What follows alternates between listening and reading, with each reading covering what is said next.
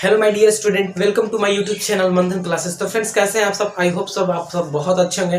तो जैसा कि फ्रेंड्स मैंने पिछले लेक्चर में आपको बता दिया था कि पौधे में पोषण कैसे होते हैं, प्रकाश संश्लेषण क्या होता है और उसका रिएक्शन को हम थोड़ा डिस्क्राइब करेंगे।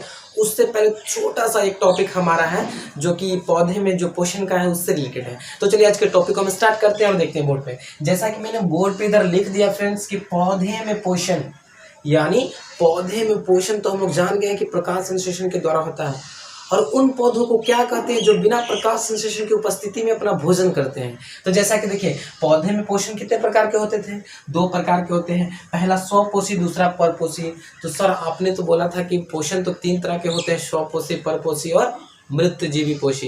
तो जैसे कि देखिए, पौधे में पोषण जनरली दो ही तरह के होते हैं। पहला हो गया स्वपोषी, दूसरा हो गया परपोषी। क्योंकि मृतजीवी वो तो हमारे जंतु विज्ञान, वो तो जंतु के लिए हो गया, ठीक है। इसलिए पौधे में जनरली दो प्रकार के पोषण होते हैं, स्वपोषी और परपोषी। तो सर स्वपोषी क्या है? तो देखिए, वैसा पौधा जो अपना भोजन सूर्य की प्रकाश की उपस्थिति में बनाता है उसे स्वपोषी कहते हैं। डेफिनेशन आप लिखते चलेंगे, क्या है स्वपोषी पौधा किसे कहते हैं? तो वैसा पौधा जो अपना भोजन सूर्य की प्रकाश की उपस्थिति में या स्वयं बनाता है, ऐसे भी कर सकते हैं कि वैसा पौधा जो अपना भोजन स्वयं बनाता है उसे स्वपोषी कहते हैं। तो जस्ट लाइक सेम हमारा अपोजिट इसका ये परपोषी। तो परपोषी क्या है? तो वैसा पौधा जिसमें प्रकाश संश्लेषण की क्रिया नहीं होती है, यानी किसी अन्य माध्यम से अपना भोजन को प्राप्त करता है, उसे हम परपोषी पौधा बोलेंगे। और जैसा कि फ्रेंड्स यहाँ पे परपोषी दो तरह का होता है, एक मृतजीवी पोषण होता है, एक परजीवी पोषण होता है।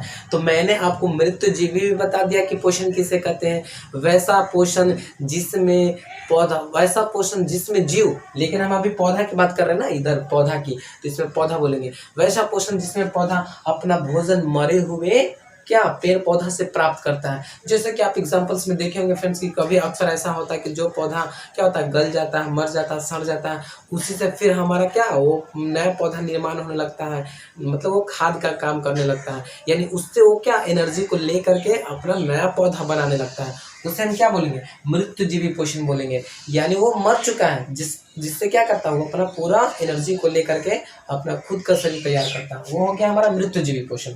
दूसरा हो गया परजीवी पोषण।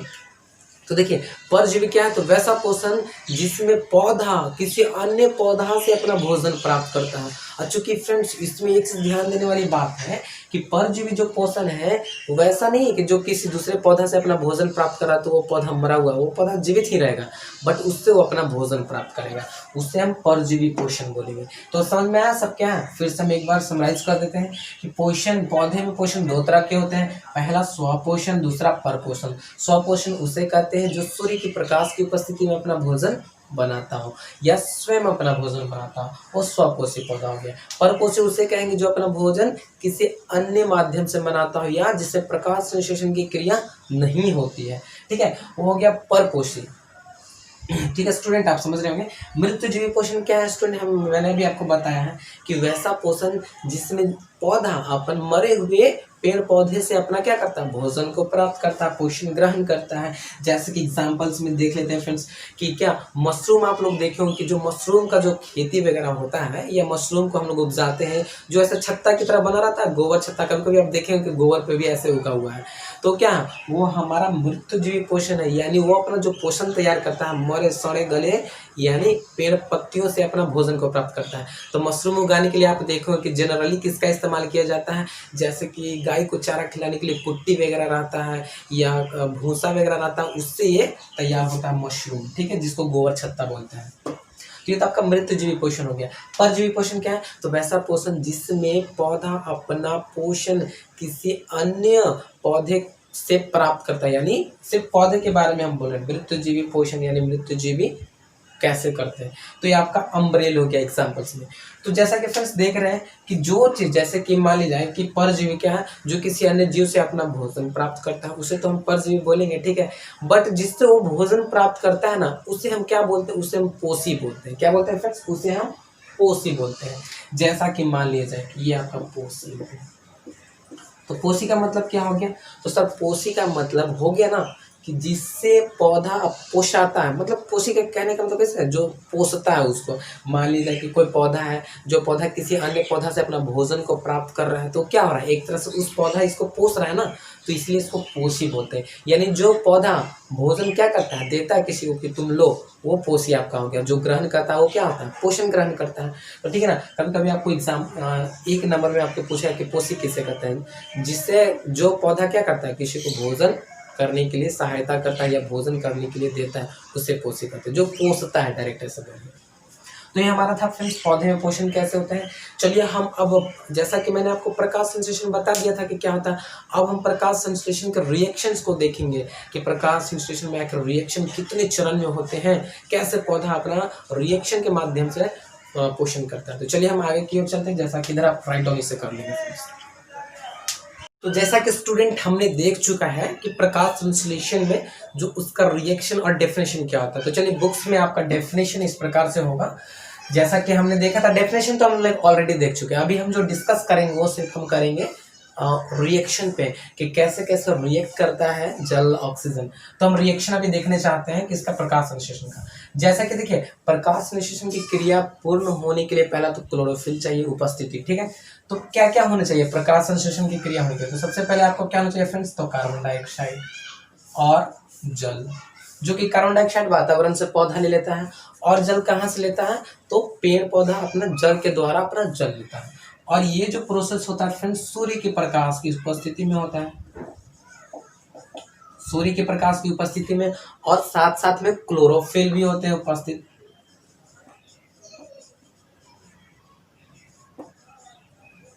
ठीक है, तो क्लोरोफिल। अब जैसे ही कार्बन और हाइड्रोजन यानी जल रिएक्शन करते हैं तो आपका बन जाता है C6H12O6, और ऑक्सीजन मुक्त करता है, और थोड़ा मात्रा में फ्रेंड्स आपका जल भी मुक्त करता है। ठीक है, तो ये हमारा क्या करता है, जैसे रिएक्शन करता है तो ग्लूकोज का निर्माण होता है, और साथ में ऑक्सीजन और थोड़ा मात्रा में जल का निर्माण करता है। अब ये प्रोसेस जो है फ्रेंड्स आपका प्रकाश संश्लेषण का प्रोसेस, ये एग्जाम में पूछा है कि कितने चरण में होते हैं, प्रकाश संश्लेषण का प्रोसेस कितने चरण में होते हैं। तो चलिए हम उस चरण को देखते हैं। तो पहला आपका चरण है फ्रेंड्स, पहला जो चरण आपका है कि सूर्य के प्रकाश की उपस्थिति।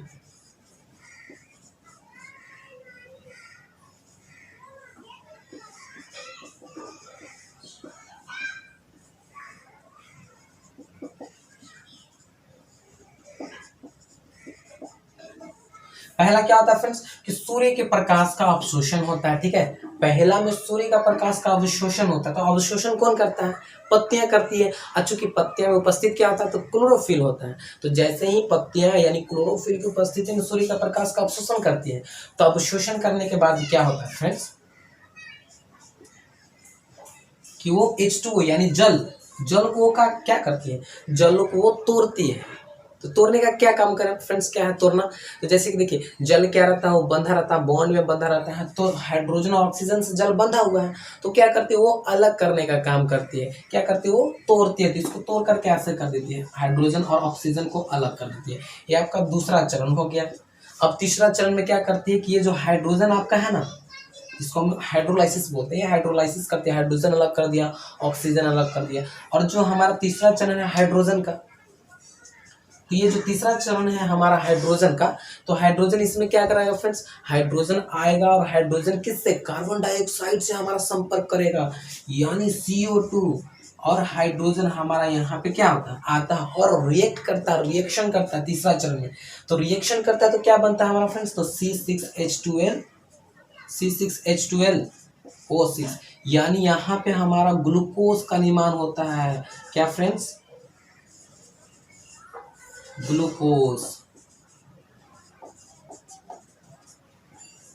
यही हमारा ग्लूकोज का निर्माण होता है। चूंकि देखिए फ्रेंड्स, यहाँ पे कार्बन डाइऑक्साइड और हाइड्रोजन का क्या हो रहा है, कॉम्बिनेशन हो रहा है, जिसको हम संयोजन बोलते हैं। और चूंकि इस अभिक्रिया में देखिए फ्रेंड्स क्या है कि हाइड्रोजन किसी यौगिक के साथ क्या कर रहा है, हाइड्रोजन किसी यौगिक के साथ क्या कर रहा है फ्रेंड्स, रिएक्शन कर रहा है। तो हमने आपको केमिस्ट्री में पढ़ा चुका हूँ, बताया हूँ कि जब हाइड्रोजन किसी के साथ रिएक्शन करता है तो उसको हम क्या बोलते हैं, अवकरण बोलते हैं, यानी रिडक्शन बोलते हैं। यानी इस अभिक्रिया को क्या बोलते हैं फ्रेंड्स, अवकरण। अवकरण हो गया, चूंकि अवकरण किसका रहा, तो कार्बन डाइऑक्साइड का अवकरण हो रहा है, तो इधर इसे हम अवकरण बोलते हैं। तो कभी कभी आपको एग्जाम में ये भी पूछेगा फ्रेंड्स कि बताइए कि प्रकाश संश्लेषण की क्रिया कितने चरणों में संपन्न होती है, तो 3 चरणों में संपन्न होती है। अब कौन से चरण में अवकरण रिएक्शन दर्शाता है, तो ये लास्ट वाला चरण जो ग्लूकोज का निर्माण होता है ना, उसमें आपको ये दर्शाता है। तो आई होप फ्रेंड्स इतना आपको समझ में आ गया होगा कि कैसे कैसे ये टूटता है और कैसे कैसे जुट करके ग्लूकोज का निर्माण होता है। और ये जो ग्लूकोज आपका निर्माण हुआ ना फ्रेंड्स, यही पौधा अपने पूरे शरीर में क्या करता है, इसका संवहन करता है, यानी इसका यूज करता है, सुना है। और जिससे क्या होता है, पौधा अपने ग्रोथ में, यानी पौधा बढ़ता है, हरा होता है, मतलब अपने अवस्था को क्या करता है, चेंज करते जाता है। जैसे कि छोटा है तो फिर बड़ा बड़ा बड़ा ऐसे करके अपने आप को ग्रोथ करता है, इसी ग्लूकोज यानी इसी एनर्जी से। तो फ्रेंड्स ये समझ में आ गया होगा। और आपको एग्जाम में पूछेगा ना कभी कोई कि बताइए प्रकाश संश्लेषण होने के लिए कितने तत्वों की जरूरत होती है, प्रकाश संश्लेषण होने के लिए कितने सारे एलिमेंट्स यानी कितने पदार्थों की जरूरत होती है। तो चलिए उस चीज को हम अभी यहाँ पे लिख देते हैं, पहले इतना आपको इस राइट डाउन कर लेंगे।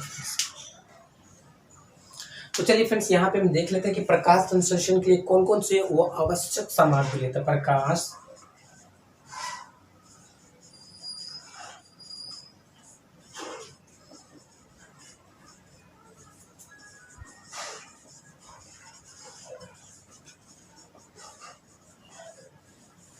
तो प्रकाश संश्लेषण के लिए आवश्यक सामग्री हम देख लेते।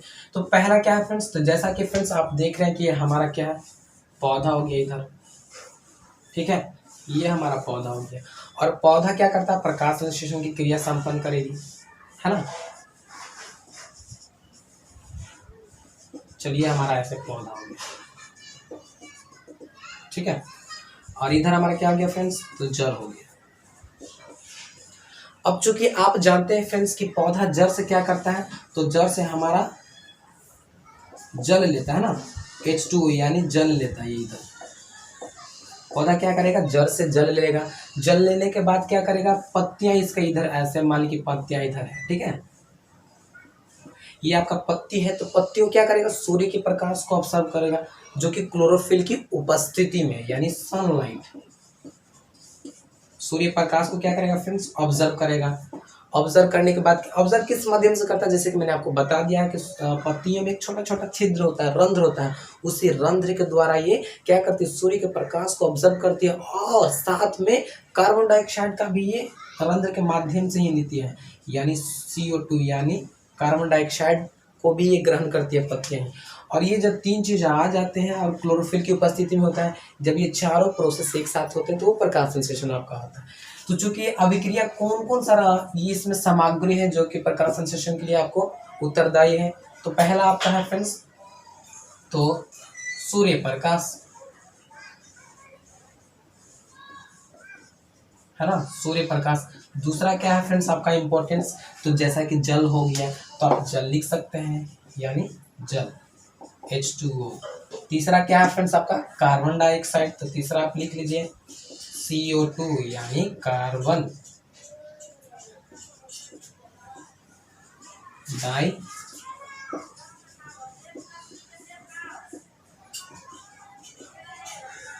डाइऑक्साइड। चौथा क्या है फ्रेंड्स, तो चौथा आपका क्लोरोफिल, ठीक है। तो ये सब हमारा सामग्री है, प्रकाश संश्लेषण के लिए आवश्यक सामग्री है। तो आई होप फ्रेंड्स आपको ये समझ में आया होगा। तो हमारा नेक्स्ट क्लास रहेगा, हम ह्यूमन बॉडी के बारे में देखें कि वो किस प्रकार से पोषण करते हैं, कैसे पोषण करते हैं। तो आई होप फ्रेंड्स आपको ये वीडियो समझ में आई होगी। और खासकर ये पौधा का स्ट्रक्चर, बायो ऐसा चीज़ है फ्रेंड्स कि जब तक आप उसका चित्र बनाएंगे नहीं समझेंगे तो फिर थोड़ा मुश्किल होगा। तो चलिए इतना ही आज के लिए, इतना ही, अगला क्लास में हम देखेंगे। टेक केयर, बाय बाय, फिर मिलेंगे फ्रेंड्स।